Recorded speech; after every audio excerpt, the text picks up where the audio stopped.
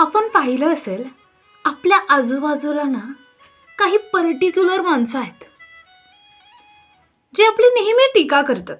नेहमी आपण कितीही चांगलं वागा म्हणजे असं बोलतात की तुम्ही तुमचं काळीच काढून ठेवा, पण ही माणसं ना आपल्याबद्दल निंदाच करणार आहे. आपल्या वागण्यात काही ना काही कमी काढणारच आहे. सो अशा व्यक्तींबद्दल आणि अशा माणसांबद्दल आपण काय भावना ठेवावी, आपण कसं वागावं त्यांच्याशी. सो मनापासून त्यांचे आभार मानावे.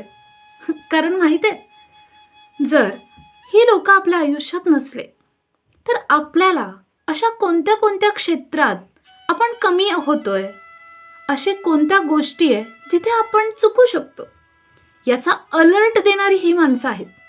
सो आज सर्वांना थँक्यू.